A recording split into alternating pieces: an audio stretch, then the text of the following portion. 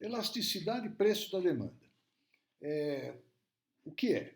É uma medida de quanto a quantidade demandada de um bem reage à mudança no preço do bem em questão. Eu acho que a fórmula que está aí embaixo explica melhor isso daí, tá? Veja bem aí, olha, elasticidade e preço da demanda igual.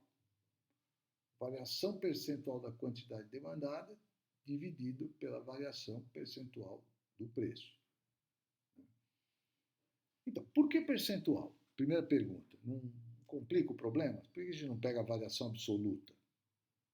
Então, na verdade, no mundo do comércio, das finanças, no mundo prático, é mais relevante a porcentagem, uma mudança em termos percentuais, do que ela em termos absolutos, em muitos casos.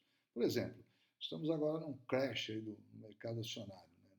Uma situação terrível, pânico, preços caindo e tal. Imagina que você tem uma ação que valia 100 e caiu para 99. Então caiu R$1. Você está soltando fogos, né? Porque perdi 1%, enquanto todo mundo está perdendo aí 30, 40, 50. Agora, imagine que você tem uma ação que valia 2 e caiu para 1. Você perdeu 50%. Você tinha 2 milhões nessas ações de uma companhia, agora 1 milhão. Então você perdeu 50%. Então, veja, 1, né? Você está falando em 1. Mas 1 de 100 para 99 é 1%. Agora, de 2 para 1 é metade, né? Então, a relevância do número em termos percentuais, né? A mudança é a partir de que base? Né? Então, isso é muito relevante. Então, aqui, uma representação visual desse conceito que queremos transmitir aí da elasticidade. Olha, imagine aí uma curva de demanda, o preço sofreu um aumento aí do preço P1 para o preço P2, um aumento de 10%. Isso desanimou os consumidores e eles reduziram a quantidade consumida em 15%. Então, a elasticidade, 15 sobre 10, 1,5. Então, esse 1,5 aí me dá a magnitude, né? A quantidade varia 1,5 vezes mais do que a variação do preço. Então, eu posso fazer outras conjecturas aí, né? Algumas previsões.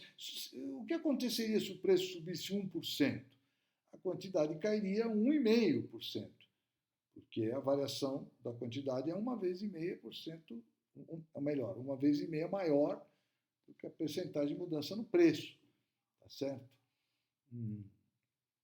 Então, nesse caso aí, 1,5. E se o preço caísse 3%, o que eu posso prever? Que a quantidade vai subir 1,5 vezes 3%, 4,5%. Agora um aviso aí aos navegantes aí nesse box verde aí, né? Esses movimentos são necessariamente em direções opostas, certo? Se o preço sobe, a quantidade demandada cai, se o preço cai, a quantidade demandada sobe. Essa é a própria expressão da lei da demanda, a gente discutiu isso em aulas anteriores, né? Então, sempre vai ser negativa essa elasticidade. Pô, mas no slide anterior não acabou de dar um resultado lá de 1,5, não era positivo? Sim, a gente despreza o sinal, porque como ele é sempre negativo, ele não acrescenta informação nenhuma. O que eu quero saber, basicamente, é se essa fração é maior que 1 ou é menor que 1. Ou seja, a quantidade varia mais que o preço ou menos que o preço. Se ela variar mais, né, numerador maior que denominador, fração maior que 1. Caso contrário, fração menor do que 1. Então, esse é o sentido do indicador. Então, como menos não acrescenta informação, por praticidade, a gente elimina esse menos aí, vamos nos concentrar na informação relevante, que é o módulo, tá certo? Então, vamos ver esse caso aqui, né? Um probleminha que tem aqui com o cálculo tradicional de porcentagens, que aqui nós vamos ter que fazer um pequeno ajuste. Veja, pelo método padrão, como é que a gente calcula uma porcentagem? Pega o valor final, subtrai do valor inicial, encontra a diferença, né? Divide pelo valor inicial, multiplica por 100 para ter a forma de porcentagem. Então, no exemplo aí, ó, 250, o preço subiu de 200 para 250, situação final 250, situação inicial 200.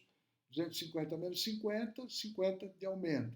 Divide pelos 200 e nós chegamos a 25%.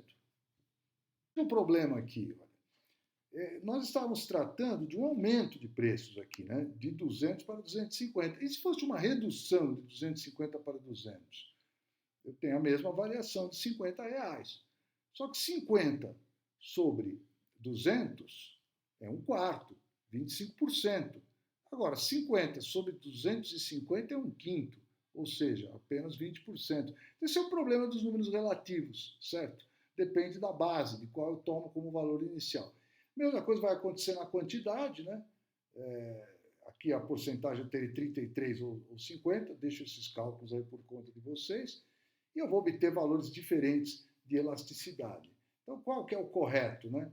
Na verdade, nenhum dos dois. Então, melhor a fazer num caso desses é buscar o ponto médio. Então, se eu tenho lá valor final, valor inicial, e eu escolho o ponto médio como referência, eu estou obtendo uma estimativa melhor, né?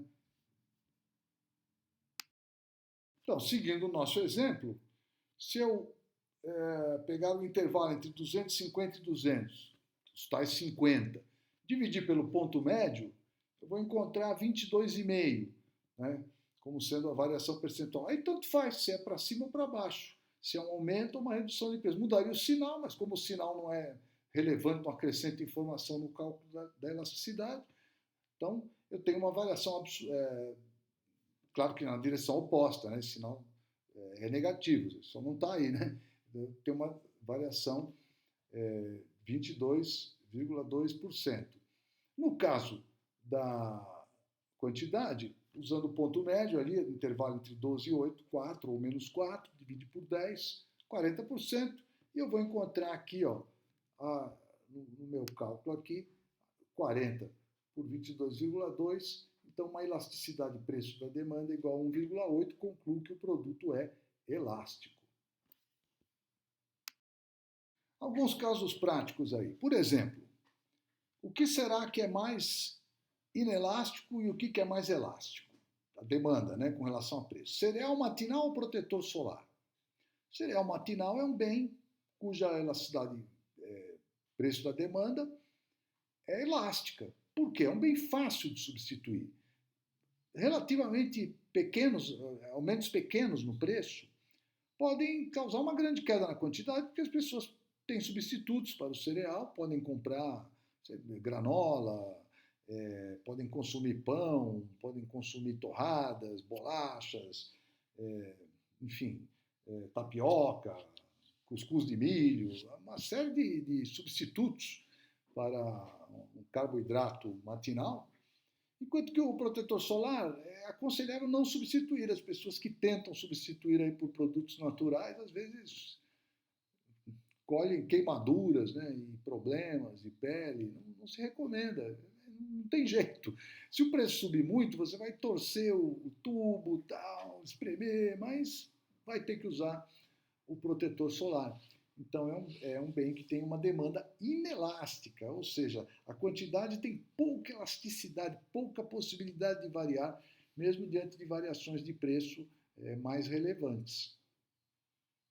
Outro exemplo é se nós pegarmos, por exemplo, jeans ou roupas. Aí a abrangência como eu defino o mercado, né? Jeans é um segmento do mercado de roupas.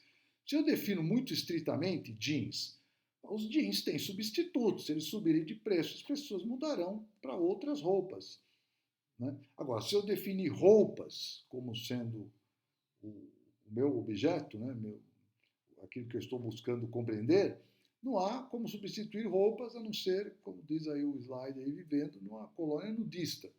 Caso contrário, você precisará de roupas. Então, roupas é inelástico. Agora, um tipo específico de roupa é elástico, né? Então, os mercados são um pouco uma construção, são conjuntos de compradores e vendedores, mas as fronteiras que nós construímos são um pouco imaginárias, né? Nós dizendo, o mercado de jeans, podemos falar no mercado de jeans azuis, no mercado de jeans para mulheres ou para crianças, enfim, podemos segmentar mais e mais, né?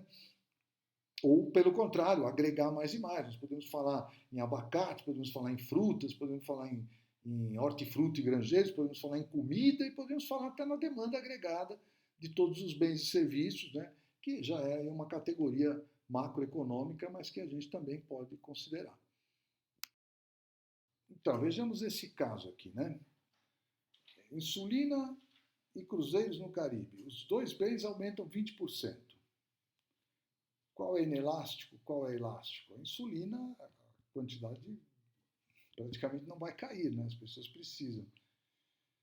Então, o aumento de preço vai gerar um aumento de despesa para os consumidores e de receita para as empresas.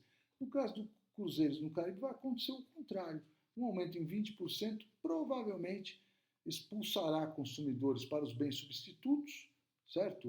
Os hotéis fazenda, as viagens aéreas, as viagens de automóvel, e os cruzeiros tendem a cair a quantidade demandada mais do que os 20%.